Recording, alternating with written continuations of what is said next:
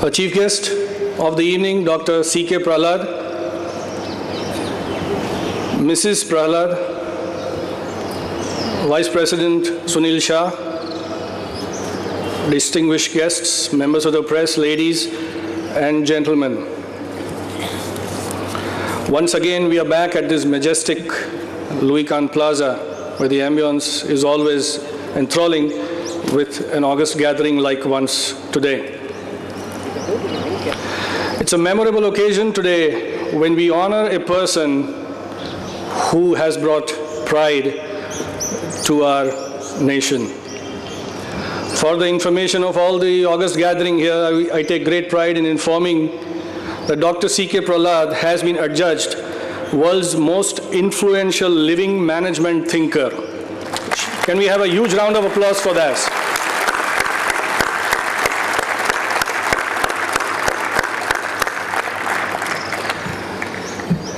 Congratulations, sir, for these extraordinary achievements to reach the top position of the management thinkers of the world. We are indeed privileged and take great pride of having you here this evening. His contribution to the corporate world has made him the world's top management guru. He has appeared within the top 10 of every management strategy surveys worldwide for a continuous past 10 years.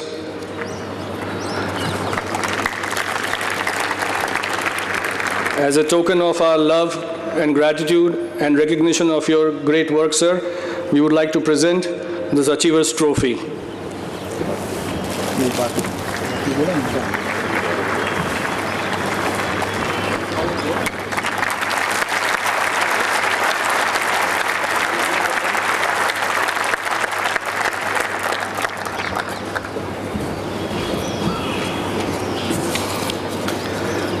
May I request Sunil Bhai to welcome Dr. Prahlad with flowers.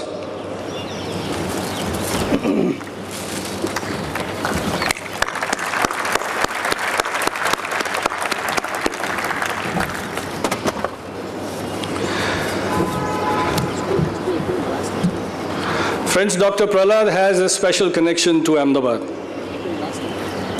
Apart from his academic connection to IIM Ahmedabad, he has a soft corner in his heart towards the Ahmedabad Management Association.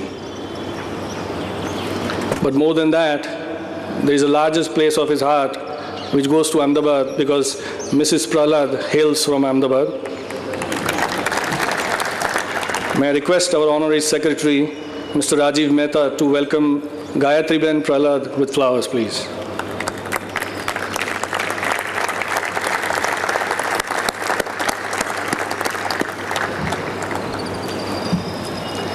This is the 10th in the series of addresses by Dr. Prahlad at AMA.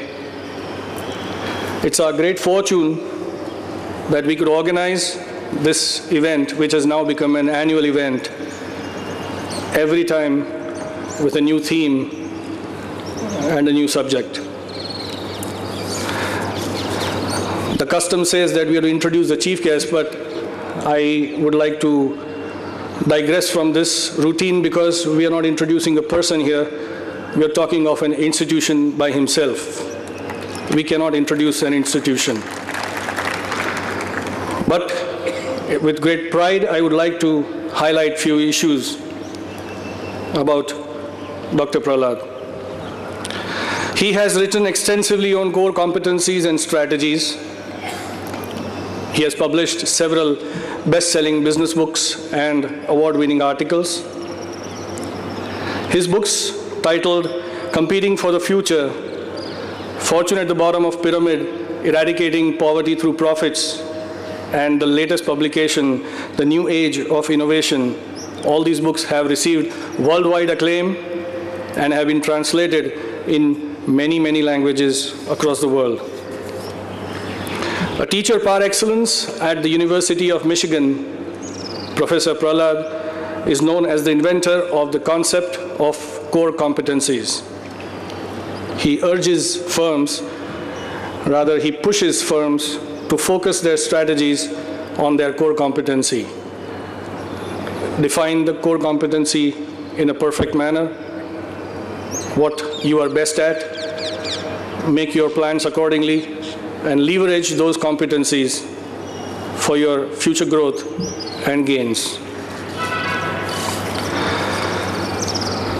Corporate India has come a long way since the government opened up the markets in 1991 for foreign goods and foreign companies.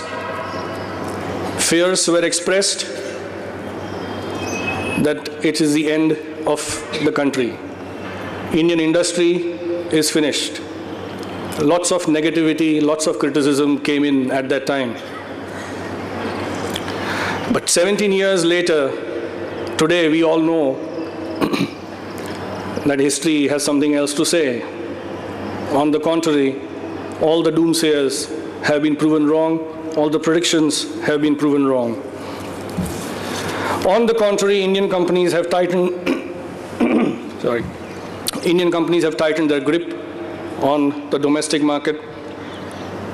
Not only that, but they have also significantly increased their investments overseas. Domestic companies have weathered in the process the so-called onslaught of the multinational corporations during this process, irrespective of the national or the international economic conditions. But they ultimately sailed through. First, the rough patch of the recessionary situation post 9/11, and then came the new factor, the new challenge called the China factor. But here also the Indian companies turned this into an opportunity to streamline their operations, where the focus was on cost reduction without compromising on the quality. Today those companies have grown in size and scale. Of course, they have been also aided by the government's thrust and focus on infrastructure development and the growth in consumerism in the country. Local companies, the same companies, have become much more stronger to carry out their consolidation businesses even on the global front. So what happened ultimately? It has given rise to the Indian multinational. These multinationals are today playing major role in global acquisitions, setting up manufacturing operations overseas, and turning around SIC units abroad. The Indian companies are growing rapidly across the world due to the growing economy here and the sizzling capital market. The sizzling capital market 2 months back had a different definition than what it has today. From across the European continent to the US, to Latin America, to Australia, to Africa, Indian companies are everywhere setting up world-class assets. Mr. R.K. Krishna Kumar of Tata Group says, and I quote, "Indian companies will continue to play a meaningful role in the ongoing global economic integration and will take their rightful place in the international arena," unquote. And hence today's presentation on globalization of Indian firms, innovation or imitation by Dr. Prahlad would be an interesting one. Friends, before I conclude, and before we see a stimulating presentation this evening, one piece of information that when Dr. Prahlad speaks, it is an authority that speaks, which is backed up by tremendous research, study, and conviction on the subject. So let us all, with a good round of applause, welcome Dr. Prahlad to deliver his address, please.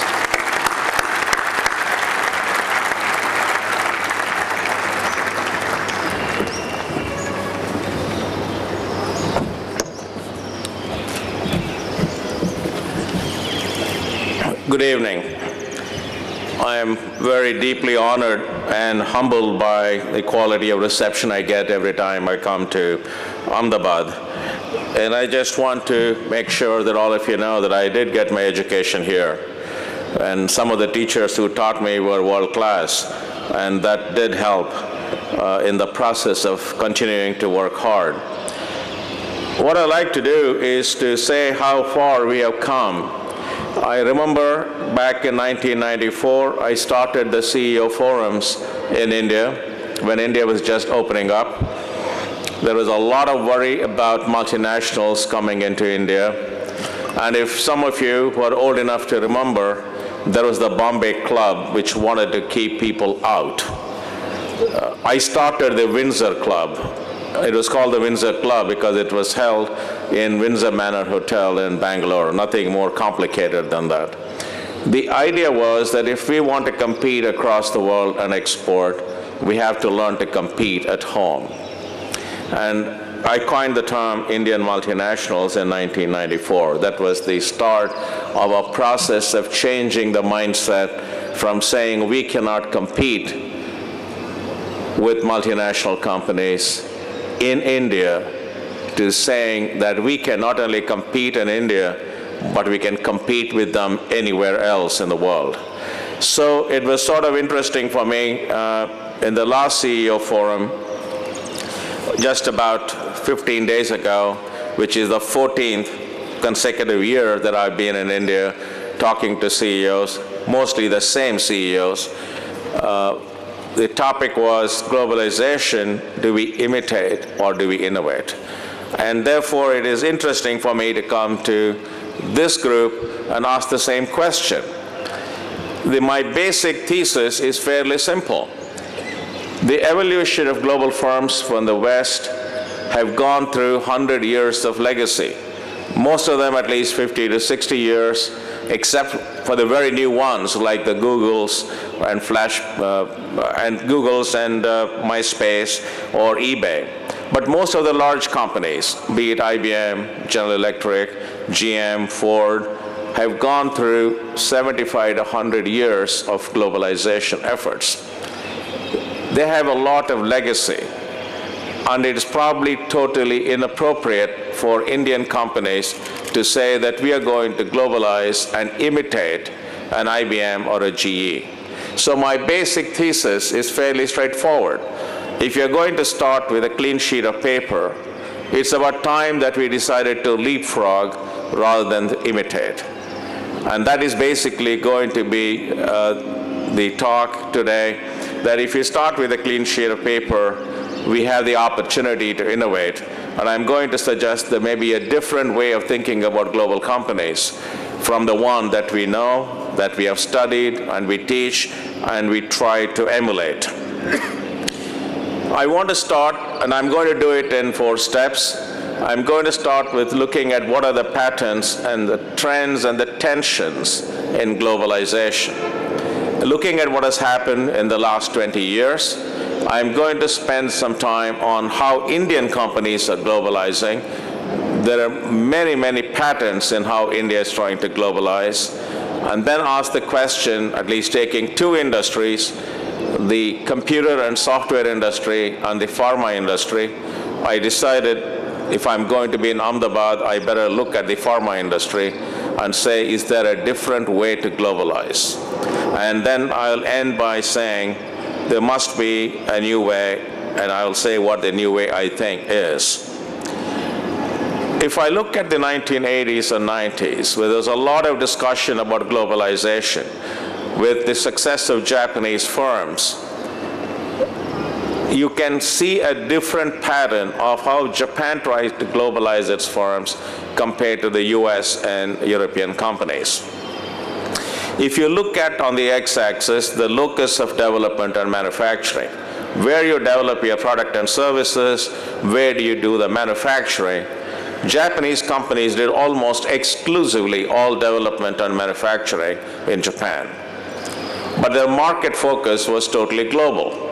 So if you bought a car, if you bought a camcorder, if you bought a Walkman, it was developed and manufactured in Japan, but sold everywhere else in the world.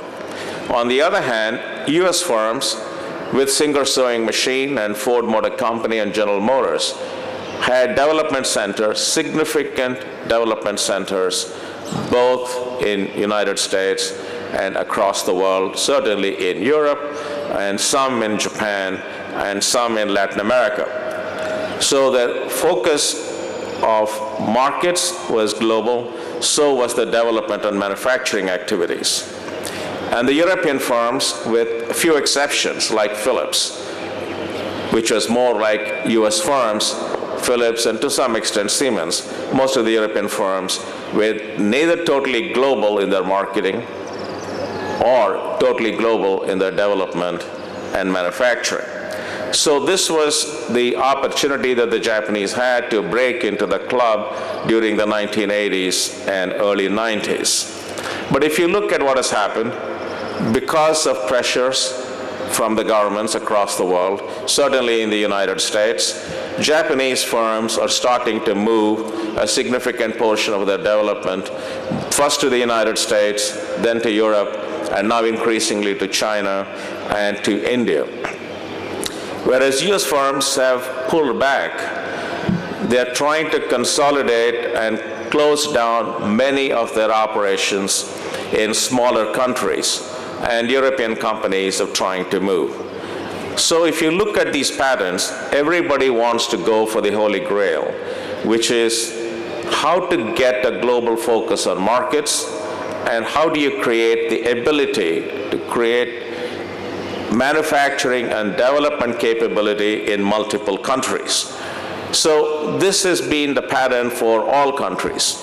If I look at what has happened in India, most Indian companies start with leveraging what I like to call the India advantage, cost, to some extent quality, and try to go global by focusing on markets. Not totally there yet, but primarily focused on the US market if you're in IT and ITES industry, increasingly Europe, and if you're in pharma or automotive components manufacturing, a little bit of US and also in Europe.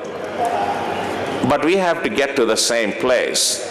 By 2015, I assume a significant number of Indian companies will have global development and manufacturing centers and certainly be totally focused on global markets. The question is, which route do we take? All of us, Japanese companies, US, European, Korean, all multinational companies will have to learn to operate in multiple countries, both in development, manufacturing, and certainly as markets. The question for me is, can India take a different route from the one that was taken by the IBMs, GEs, Fords of the world? Because if you think about any global business, there is a continuous tension. You want to be global. There are pressures for global integration of your operations. If you don't have any ability to integrate your operations across the world, then you don't qualify as a multinational company. On the other hand, there is a tremendous desire for local responsiveness. The markets in India are very different from the markets in Europe and certainly in the markets in Japan. So you need to simultaneously manage local responsiveness and global integration. There is a lot of misunderstanding on what it means for the world to be flat. It does not mean you lose your local responsiveness. Neither does it mean you lose your ability to be globally integrated. So continuously the goal has been how to do both, how to be very local and very global at the same time. And this is not the equivalent of glocal. Think global and act local. I say you have to think and act both globally and locally, depending on the situation and depending on the task.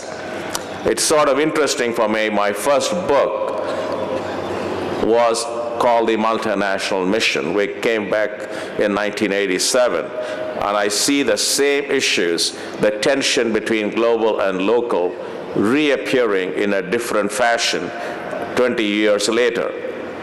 So the goal is very clear. The question is, how do we get there? Because the pressures for global integration is very simple. It is global customers. If Walmart is your customer, you cannot have differential pricing across or differential quality across various countries for Walmart. Universal products like your calculator or a cell phone. Physics is the same irrespective of which country you're in. Same thing with economies of scale in technology. You can't create jet engines in 40 places in the world. The technology intensity is so high that you have to concentrate your efforts in 1 or 2 places. Same thing with development and economies of scale in manufacturing. And you may also have global competitors. So there are pressures everywhere for multinational companies to act globally and with one mind. At the same time, you have to be locally responsive because of local customers, customization of products to local tastes. For those of you who have taken Frito-Lay, you know it has an Indian taste. Or those of you who went to McDonald's here, you certainly do know that veggie burgers is an Indian version of what McDonald's did worldwide. Of course, the veggie burgers are now traveling back to the United States. That's respecting and understanding local differences. And you also have local competitors to deal with. And in some areas, a lot of value added in local application engineering. And political forces, and I don't have to explain this, in India, that will force people to become locally responsive. So irrespective of how you slice and dice a global business, you have to come to terms with this essential tension between the need to integrate and the need to be locally responsive. That is an essential tension. And a lot of people have tried to look at it as a trade-off. I say, tensions cannot be wished away. You have to live with it all your life if you want to be in global business. Therefore, there are 4 core capabilities that a global company needs. 1, how to be local, responsive to local needs, responsive to local traditions, and respectful of the country in which you operate. At the same time, you have to manage a global or a regional supply chains. That means you have to integrate operations across multiple countries and multiple plants. And you also need to think about global movement of companies and competitive moves.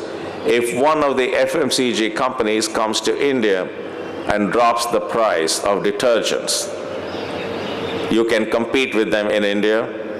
You can also compete with them in their profit sanctuary called China or in the United States. So the real question for me is, how do you coordinate strategy across global competitors and across multiple countries? And finally, you have to transfer knowledge from one country, what you have learned in India, to India-like markets. Maybe it's South Africa, maybe it's Vietnam or Indonesia, or how to move knowledge from United States to India. So you need to have all 4 capabilities simultaneously.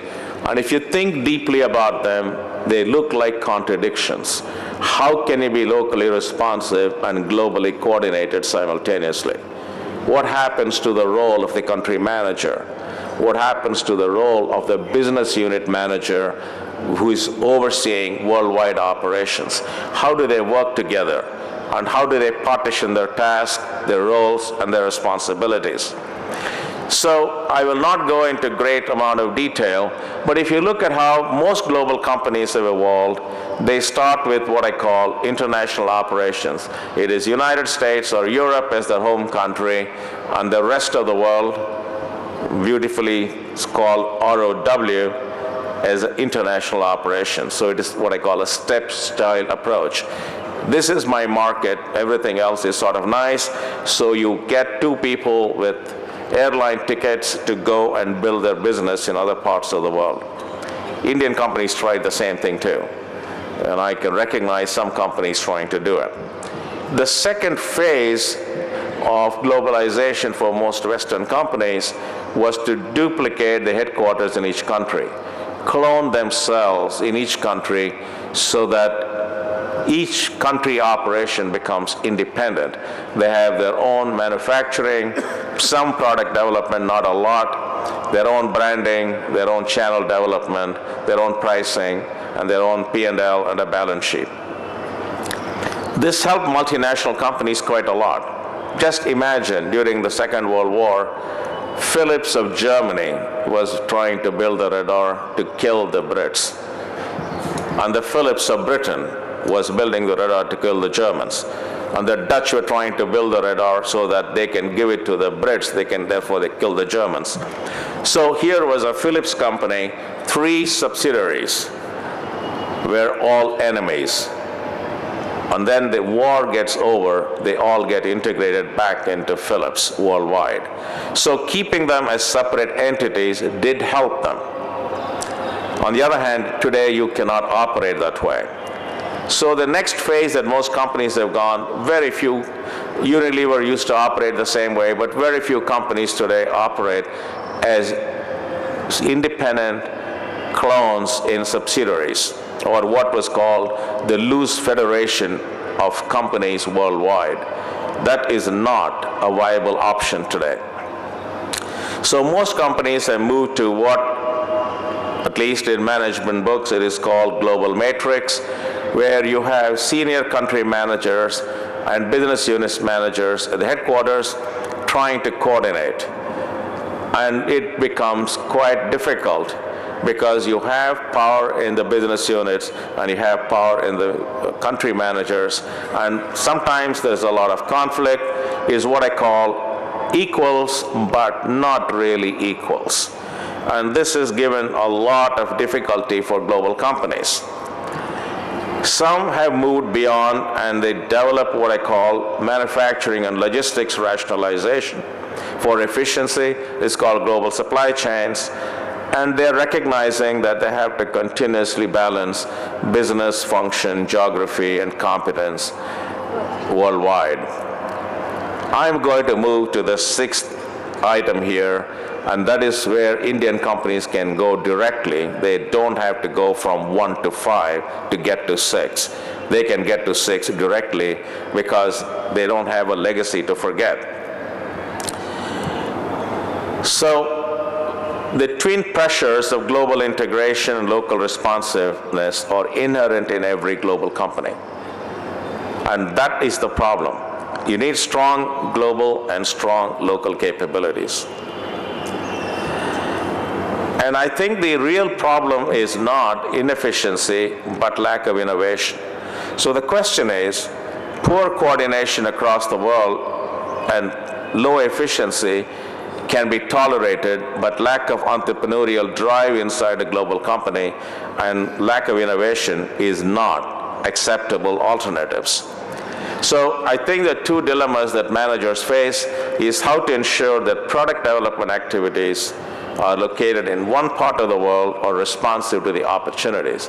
How does the country manager in India understand and respond to opportunities in Brazil? That's an important question. Or how does someone situated in Europe understand the issues in India? And innovation in one part of the world gets fully exploited in the rest of the world. So people have tried 2 very interesting forms of organization.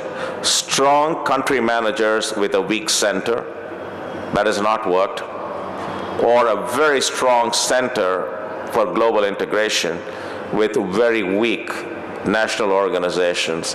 That has not worked either. Because the real problem is the innovation made for local needs, something that is done in India for India, veggie burgers, how does it become global? Or how do you take a global product and localize it? And again, I want to take simple examples because all of you recognize it. How does Frito-Lay change in India? How do you get a 5 rupee pack that is available in Taj and also in the village? And how do you create products that can go all the way from the village to the most elegant hotels in India? That, I think, is the problem. So that's a short tutorial on where the global companies are. And I start there because if you want to understand the Indian opportunity, you must deeply understand what has happened in the rest of the world, what has happened to multinationals from the West, and therefore, how can you leapfrog? But you cannot do it unless you deeply understand what their problems are. Let's look at the Indian opportunity. In the last 5 years, if you ask me what is the one thing that has changed in India, is the capacity to raise and lend money in India. Or you can call it a fairly vibrant capital market. And most Indian companies today have access to global partners. And I believe these are fundamentally new assets that India did not have even just 5 years ago. I'm sorry, I'm going backwards. But also, India has learned to do some local product development.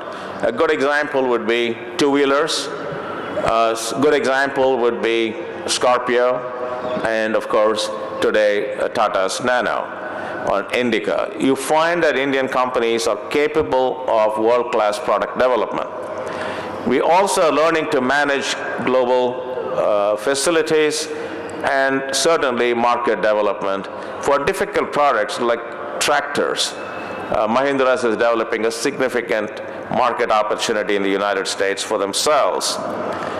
Managing acquisitions and alliances, we understand communications and logistics on a worldwide basis, and to some extent project management thanks to IT business. And I think increasingly India is developing reputation for good management and reasonably honest management. And therefore, India is probably ready for next practices. And I've said this over and over again, best practices is sort of interesting to know, but our opportunity is in creating the next practice. So how do we focus our entrepreneurial energy on building scale in existing businesses, building geographical scope, and creating the next wave of management thinking from India? So if you look at management M&A activity from Indian companies in wide range of industries, not in one industry, and some clear patterns of investment, we can go beyond what others have done. The most interesting thing from India for me is the evolution of what I call micro multinationals. Companies less than $25 million in sales, mostly in high tech, software, biotech, which are global in nature. 100% of their sales may come from abroad. Now, I want you to imagine what it means. We have always associated multinationals with large size, that you have to be an IBM or a GE to be a global company. India is inventing a way of creating global companies which are $20 million in size. And that's a huge innovation. And micro multinationals provide a huge and a different way of thinking about the cost structures that are required to manage a global company. There is also India advantage in different industries. Pharma certainly, FMCG products, auto industry, mostly auto ancillaries, IT, jewelry, hospitality, and so on. Rapid investments in globalization, and a very different way of thinking about capital intensity and reverse engineering and management processes.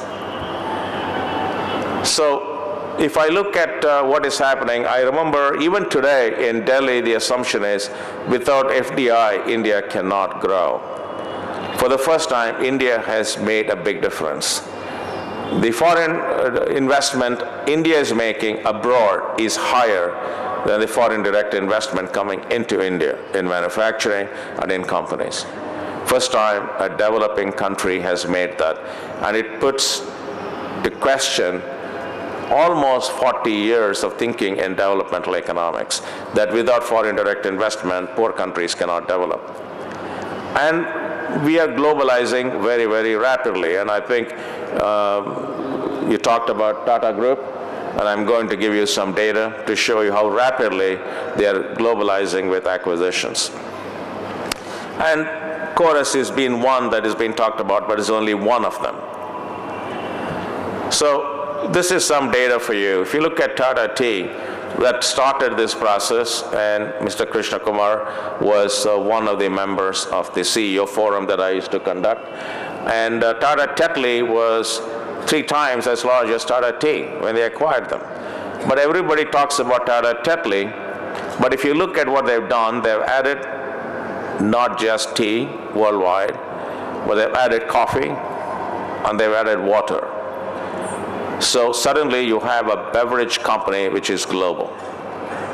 If you look at Tata Motors, they've been on the game, and I did not put Jaguar yet, but it is going to happen. If you look at Tata Steel, Chorus is always talked about, but Nat Steel in Singapore, Millennium Steel in Thailand, and so on and so forth. And if you look at Tata Chemicals, they just bought $1 billion company in the US. They make them number 2 in soda ash worldwide. That's not here yet. It's not consummated yet, so I didn't put it here. TCS has always been making small acquisitions, but Indian Hotels, if you look at, they've made the Pier, the Ritz, the Starwood Group, and if they get the Orient, suddenly they will be 3 times their size compared to what they were in India. Tata Power has been very, very successful around the world, and so has VSNL. So it's just to give you an idea, this is just one company, one group. And if you look at the acquisitions, that's quite extraordinary. And if you look at the years, which is more telling, all after 2005, very few before. So we're talking about a history of just 2 years becoming global and suddenly significant worldwide. So you can ask a question, what if, for an Indian company, 75 to 80% of the sales came from outside India? It's true in IT industry already. If it's Infosys, Wipro, TCS, Satyam, Patni, you can go down the list. If you go down to micro multinationals, almost 100% of the sales come from outside India. I think for pharma, very soon, the globalizing pharma companies will have 75 to 80% of the sales coming from outside India. And for a large group like Tata Group, 60% of the sales may come from outside India. How many of you thought 10 years ago that you'll have Indian companies which would increase their sales by an order of magnitude 10 times, and 70% of it will come from outside India? Anybody here? Just 10 years. And I want you to reflect on what it means. Should we worry about India-based manufacturing and development going to global markets, or should we create a complex, evolving network of assets, skills, and opportunities which does not look like having a hub, which does not look like having a headquarters in India? It's just a global company which looks like a network. India happens to be one of the nodes in the network. If India is just 20% of the global sales of a pharma company or other ancillary company or a group, then you can ask an interesting question. What does headquarters mean? And I think this presents us with a very different model. We don't have to be anchored in a location. We have to be anchored in a network, and that is a huge difference in the way we can think about globalization. More of it later. Because if you look at the nature of globalization for Indian companies, we can study different kinds of companies, and they're taken very different attitudes. If you look at approach to globalization, either organic or through acquisitions, and if you look at the size of commitments, small and significant, ICICI as a bank, 25% of the revenues come from outside India, but they've only totally grown organically with absolutely no acquisitions. It is totally organic growth. But I can also look at Tata Group, which has aggressively grown through serial acquisitions, which you saw, and significant acquisitions which are 3 or 4 times the size of the core company, be it Tisco or Tata Motors or Tata Tea. And you have red blob in between, where some acquisitions, the size of commitments are not big. So there's all kinds in India. So I started by saying traditional global companies focused on global integration, local responsiveness, operational integration, and strategic coordination. These were the big concerns. And for those of you in the MBA program or who have been in MBA programs around the world, this is what you have heard primarily as the task of global managers. I'm going to argue that if you look at the next 10 to 15 years, the world is going to be connected for the first time. I've talked about it in this forum many times. There are social networks, search engines, cost of computing is going down. You have global logistics and an emerging consumer class. Now I think the bottom of the pyramid has been sliced and diced in a zillion ways. Today I saw a new report which says the emerging 1 billion is the middle class and the emerging upper middle class around the world. Urbanization of the world, 40% of India will live in cities in 15 years. And that changes not only the political map of India, but certainly the markets in India. And we talked about new sciences last time, competition beyond cost, and certainly today I do not believe the problem is only bottom of the pyramid or the top of the pyramid. For large multinational companies, the question is, how do I straddle the pyramid? How do I deal with the top and the bottom of the pyramid? And certainly huge ecological concerns and activist consumers. So I believe that there are new emerging concerns. Infrastructure cost. What should be the cost of organization? Should it be 1% of the revenue? Should it be 5% of the revenue? Should it be 8% of the revenue? That's a huge issue. How do I reduce the development costs? How do I reduce the capital intensity of my global operations? How do I reduce the management intensity? How many senior vice presidents should I have to run a global operation? Is going to be a huge issue. And how do I leverage talent around the world? And how do I change the game? So new technologies, new markets, consumer evolution, role of science is changing the old paradigm, the old concerns, the traditional concerns, and the traditional concerns don't go away. On top of the traditional concerns, there are new concerns. And that, I think, is the real issue.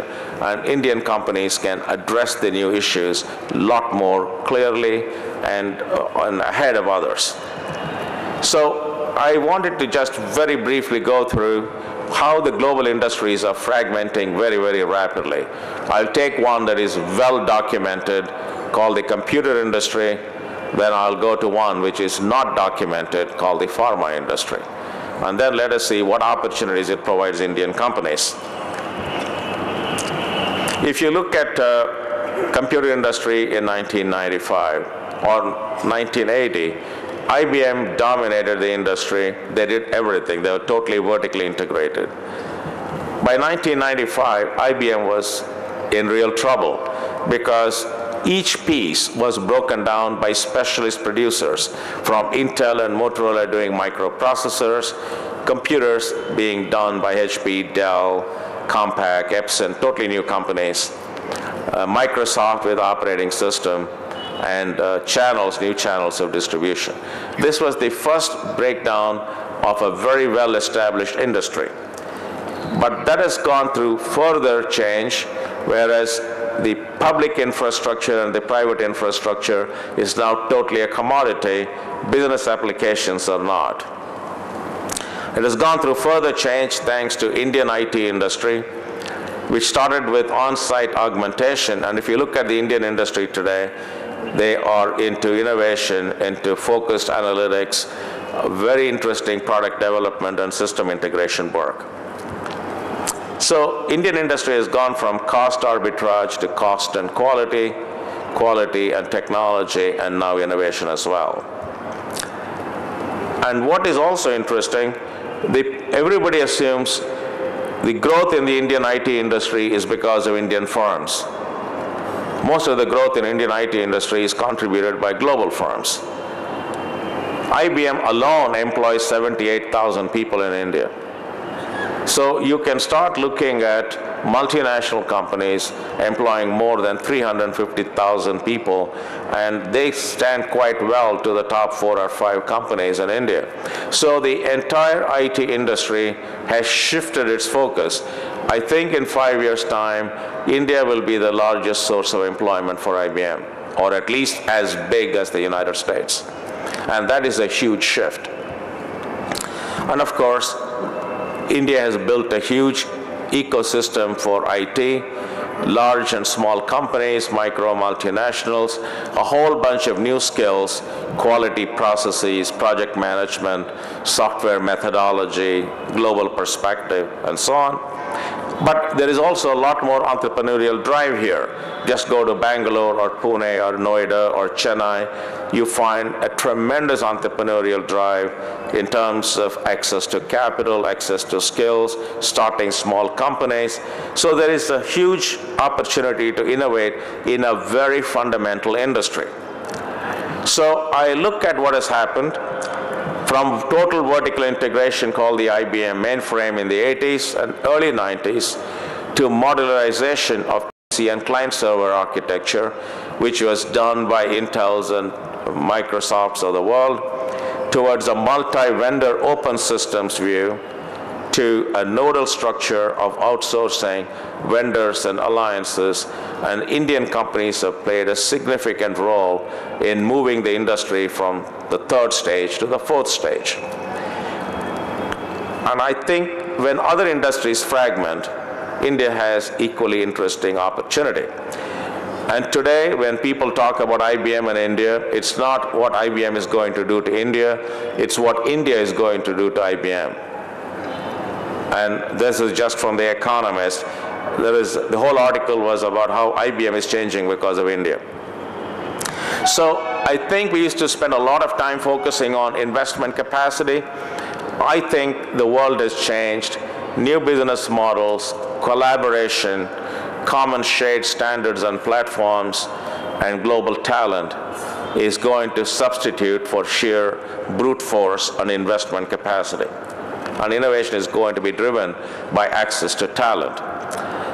So the ICT industry has also gone through tremendous price performance improvement.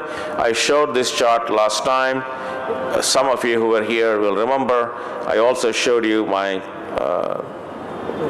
USB, essentially saying you can add 4 gigs for less than $25 today. So this is good, and there is a tremendous amount of innovation in the IT industry. The aircraft industry is going through the same. That's Boeing. The Boeing Dreamliner nothing is built by Boeing except the tail. Everything is built by somebody else. And that's quite important. And it's sourced from around the world. Then you can ask the question, what does Boeing do?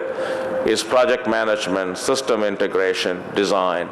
And for those of you who have an iPod or an iPhone, you turn it around and say it was designed in California, built in China, components coming from Japan, and all the content, all the music that you hear, nothing is produced by Apple. But they control the industry. 80% of the music industry today, at least the device-based music, is controlled by Apple. You can say, what about trucking and heavy earth-moving equipment? Same. Everything is produced by outsiders. So there is a fundamental shift that is taking place.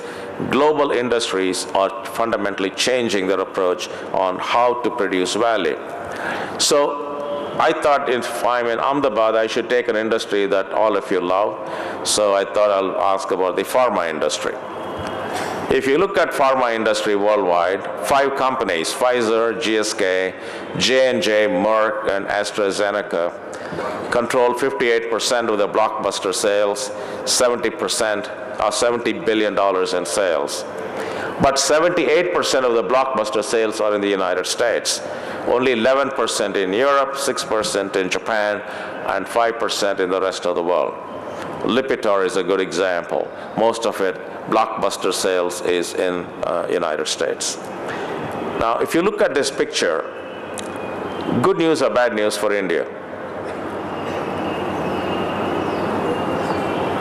5 companies totally focused on the US market, which is an anomaly in the globe and healthcare industry, and these 5 companies treat it as the norm, and they think that's how they're going to make the money. And therefore, you look at it and say, $70 billion off patent in 2006, and growth in the US markets are not as big as it used to be. On the other hand, 50% of R&D is spent by these 5 firms, and the number of successes is going down. Only 1 in 13 molecules make it to the marketplace. So you find that there is a huge disconnect between the dominant logic of the big pharma and how the industry is evolving and changing. So I look at it and say, if you're an Indian company, this is a great advantage to change the industry and therefore also change the way you're going to manage a global industry. So we can go down and look at all kinds of reasons why industry will change: R&D intensity and lower success rates, the development of generics, which was pushed by Indian companies, the role of the emerging market in Brazil and in China and in India, huge IP controversies worldwide, regulation of drug prices in every country, including increasingly in the United States, not by the government but by the insurance companies, and fragmentation of the industry. So I look at it and say 90% of the attention of managers in a global company are on drug development, which is very expensive, and marketing and distribution. So if I'm an Indian company, what is the point in which I can enter this game? It's quite obvious. You enter the game in manufacturing because nobody's paying too much attention. They're all focused on product development and marketing and distribution. That's exactly what Indian companies did, and those of you in the pharma industry will know that we went after drugs off patent, reverse engineered them, understand the patent regimes. Every time I'm in the United States, people say, in India you should understand patent regimes worldwide. You don't understand it. I tell them we understand it very well. That is why we can break it. And it's a very different approach. Indian companies do understand the patent regime quite well. Manufacture at FDA-approved levels. I believe that we are going to have more FDA-approved plants in this country than in the United States. Distribute in emerging markets. That's our first starting point. Second, we focused on marketing and distribution.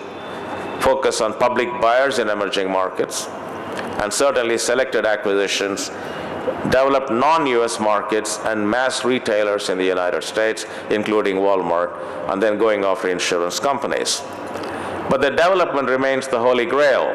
I want you to look at this. This is the breakdown of a development cost, of why it costs $600 to $1 billion. From discovery to preclinical to phase 1 to phase 2 to phase 3. So if I'm an Indian company, I look at this and say, there is no way I'm going to be able to spend $1 billion on one drug. Most Indian companies are not $1 billion in revenue. So you look at this and say, this doesn't look like an elephant I can swallow, but I can break it down and then I can swallow it.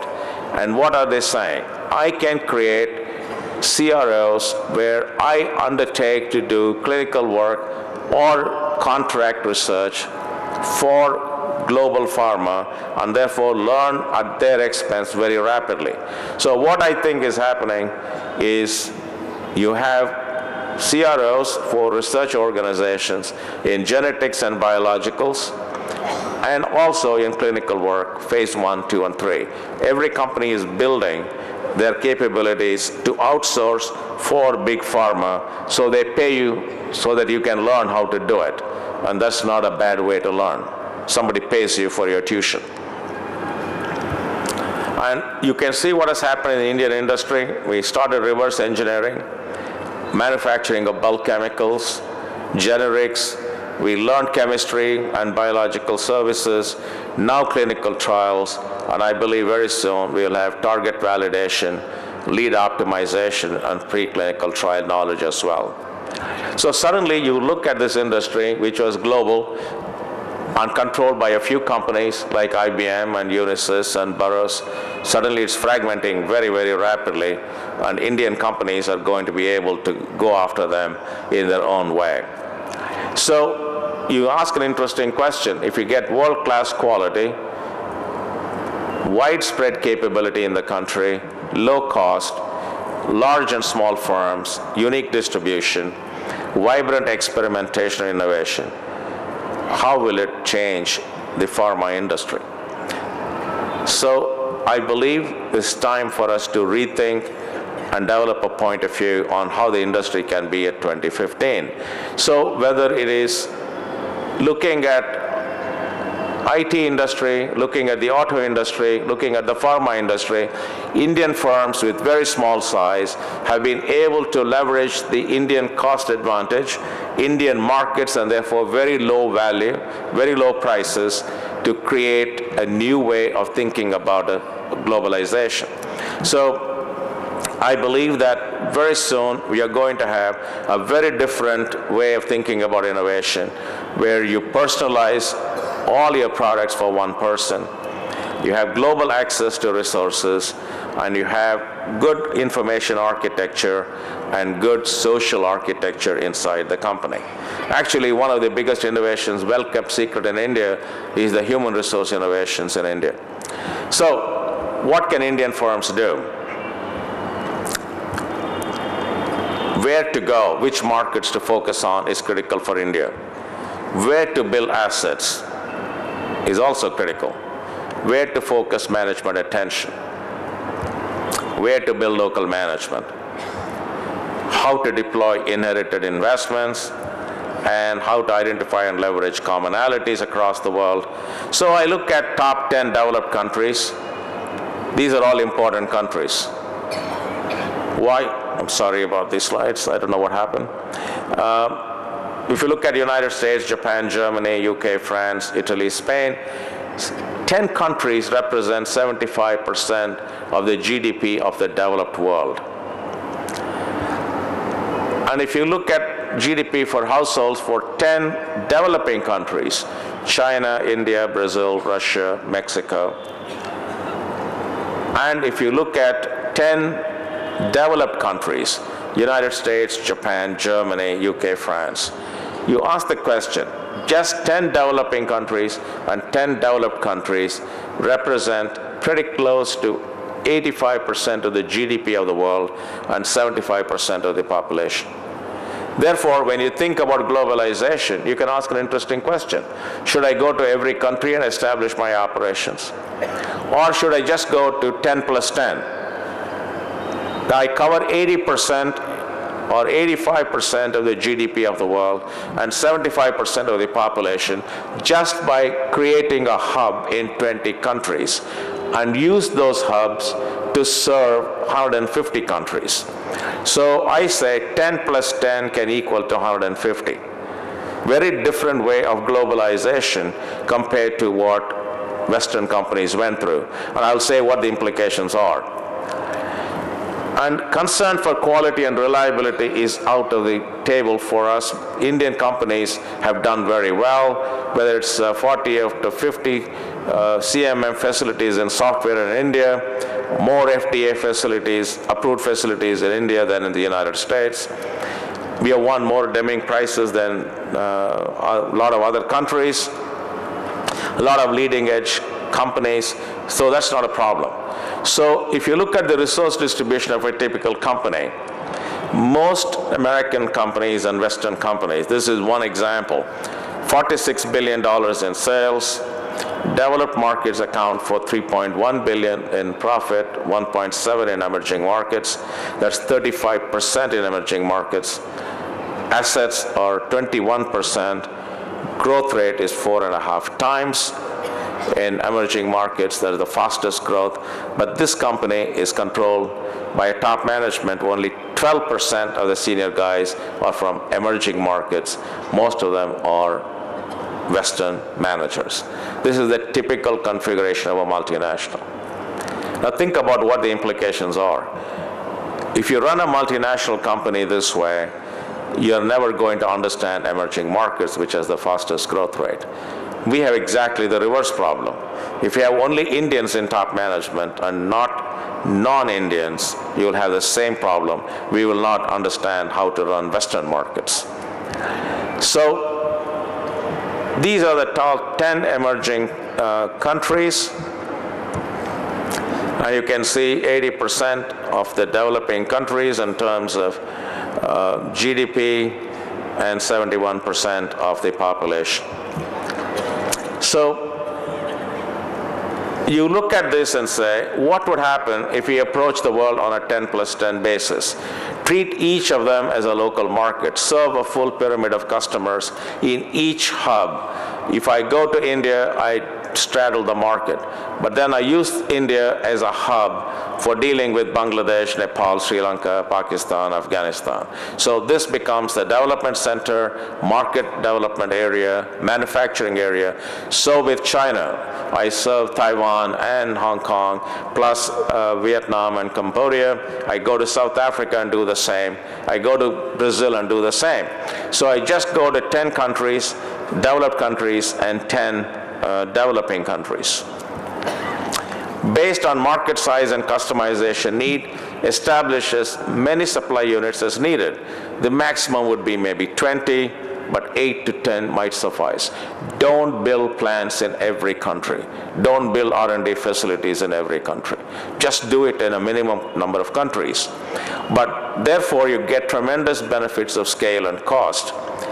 And the asset base spread over multiple locations reduces individual country risk. Don't put all the eggs in one basket, including India.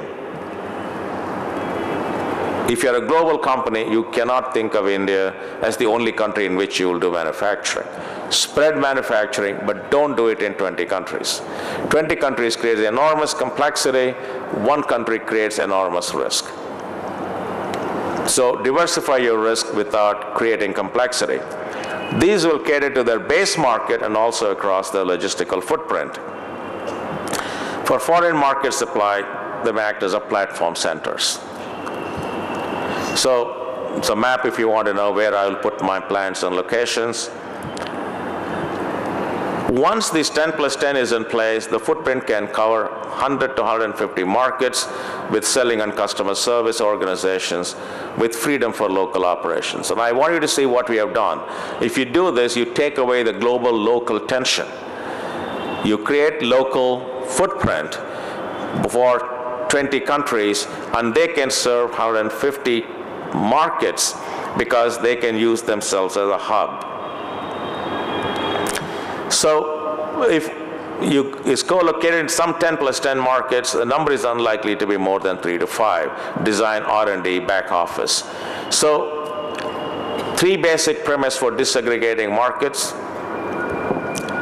All countries are not equal. We have to start with an assumption. The size is not equal. The talent is not the same. Not all have the same potential for growth or as a source of competitive advantage. Only a small subset of countries can therefore play a significant role in growth and value creation.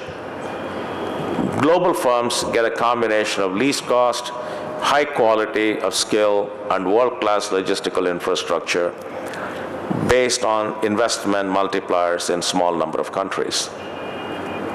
And these countries should become the hubs in an integrated global system. So if you look at the selecting hubs in developing countries, if you look at population, GDP, investment multiplier, talent and college education, logistical infrastructure, we can develop a framework for this. This is not going to be a static picture, but you can see why India is so attractive for most global companies. Number 2 in population, number 2 in GDP, investment multiplier, fairly good. That is going down because if you look at foreign exchange over purchasing power parity, that is a very good ratio for India. Talent ahead of China. Certainly logistics is way down beyond Mexico. I think Thailand may have even better infrastructure than we have. So if you can improve the infrastructure, you can see India comes out fairly high. So how do we manage this? You can get customer-centric, locally responsive in 150 countries based on 10 hubs. But you can cover 150 countries. Then you do manufacturing in few countries. United States, Germany, China, India, maybe Brazil, Indonesia, and South Africa, even Russia right away. Then you have shared services in 2 or 3 countries, India, Brazil, and South Africa. Leverage costs. And then you do R&D in 2 countries. So suddenly you have a global company which looks very different. R&D is totally contained in few countries, 2 or 3 countries. Shared services so that you get tremendous economies of scale and uniformity. Manufacturing, logistics dramatically reduced in complexity because you only do it in a few hubs, but you have diversified your risk. And you develop markets from 10 plus 10 hubs, but go after 150 countries. Let me explain that. You have a facility, market development and business development facility in Germany, but you don't replicate anything in Austria, Switzerland, Denmark, and Sweden. Germany becomes the hub for serving those markets. Suddenly you dramatically reduce the complexity of a global company and increase the efficiency with which you can manage 150 markets and at the same time have coherence in R&D and shared services and logistics. So I believe that in order to get there, and India can get there faster than anybody else because we have absolutely no legacies. Most global companies have legacies to forget, and we don't have anything to forget. And I believe if we have some imagination and courage, we can build the next generation of global companies coming out of India. But not to think of them as Indian companies, but global companies that will transform India and make it a very different place from what it is today. I expect to see in the next 10 years much greater transformation of India than we have seen in the last 10. We have just scratched the surface, and I think if we can act right and if we can act consistently, India would be one of the most exciting places in the world for the next 10 years. Thank you very much.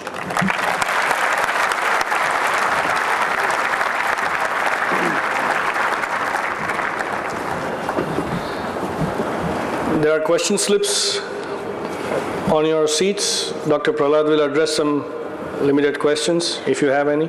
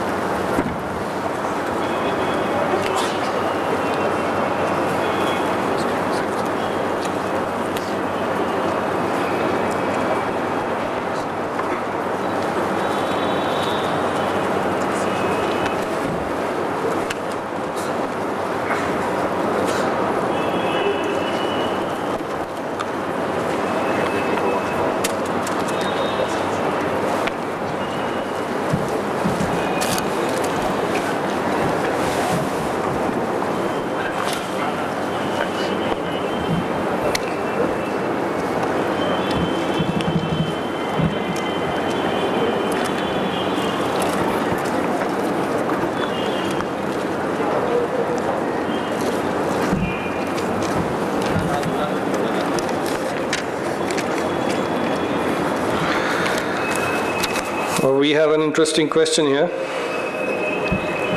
Why does maximum globalizing companies target US only, despite of it being heard that the US economy is deteriorating? And why does company like McDonald's generate revenues much more higher with least diversification through globalized as compared to Indian company like Tata Group, which has diversified into a series of product lines? It seems like there are 3 or 4 questions in one. Don't write off United States. I hear that all the time, saying United States is in big trouble.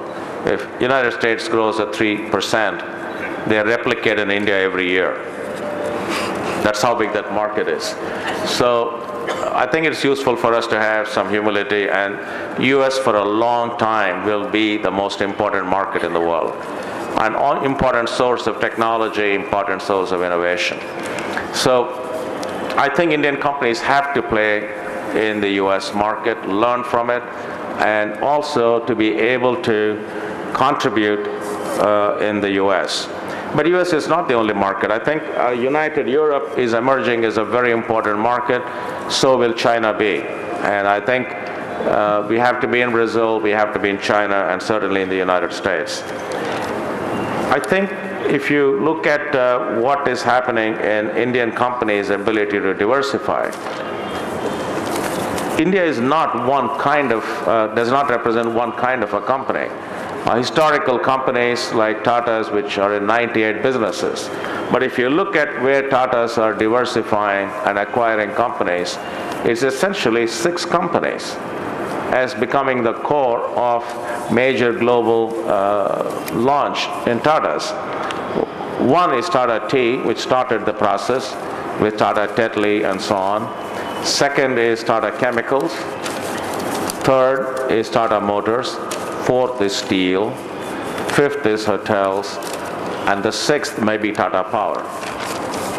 VSNL, I think, bought also some properties like Tyco and in cable business. So let us say 6 or 7. But there are 98 companies which are all getting to be global in their own way, like Titan watches. But these 6 or 7 are emerging as the hubs around which globalization will take place. And they will change, and TCS has always been global. Actually, they're slowly becoming local. So if you look at it, I think 60% of Tata's revenues will come, because these are very substantial and big companies, they will come from outside. The competence that some of these firms are acquiring, and I think this is going to be a very scarce commodity in India, and therefore people who acquire the ability to raise significant amount of funds, make deals, and integrate those acquisitions carefully back into the organization. That skill, that competence and global acquisition, pricing, targeting, and integration of acquisitions, that is going to give many of the groups a significant advantage. So you're going to see group-oriented movement abroad. It may be in different businesses, but deal making and acquisition integration may be across the same competence being applied. So we take the last question here. Have we taken the path you showed accidentally, or is it done in planned and a logical way? I think you have to give credit to a lot of the senior people. Some of them are very thoughtful, some of them are accidental, but I will take it either way. I think the fact that today we can talk about globalization of Indian firms and how they can innovate and outcompete established global firms proves to me that whether it's accidentally or through careful thought, it doesn't matter. As long as we keep moving with confidence that we are smart enough and we don't have to be diffident. I think, to me, the biggest change is confidence and a lot more understanding how global businesses work. And I see that the next 10 years can be a lot more fun. And for those of you who are young, this could be a great innings, as they say. So thank you very much.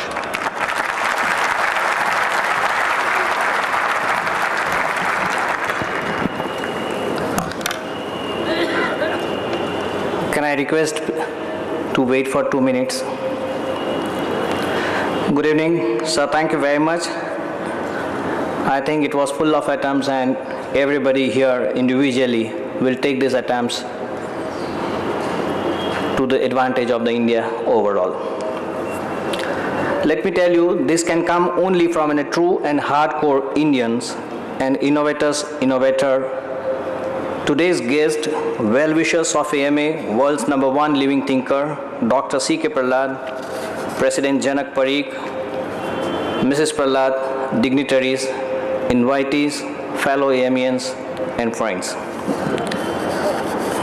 I think if this would have been in the morning session, probably we would have still continued, but alas, we need to vacate this place.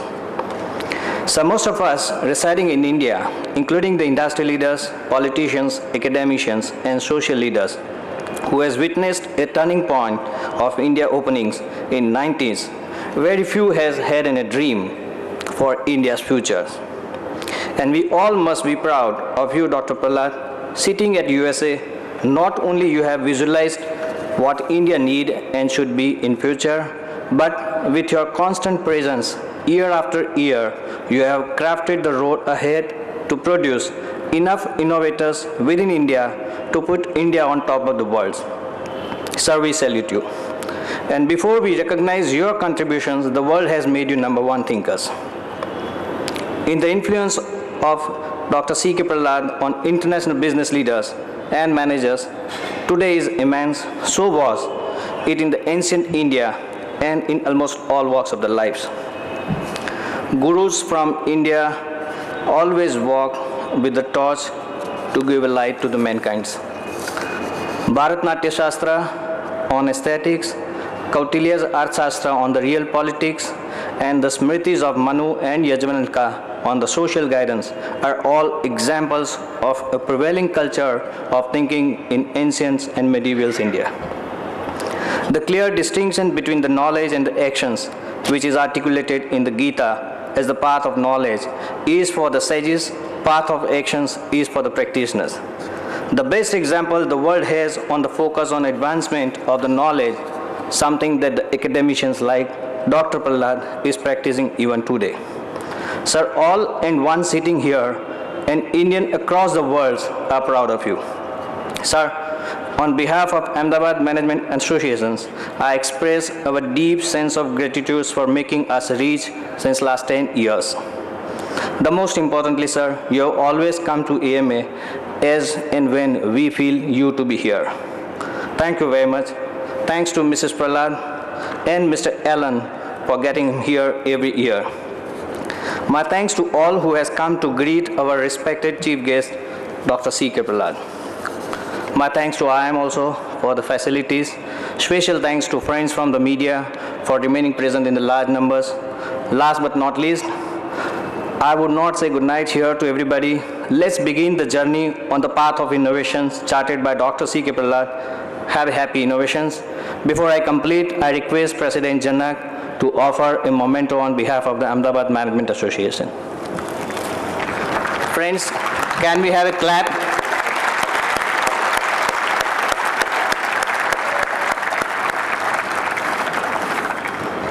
Thank you very much.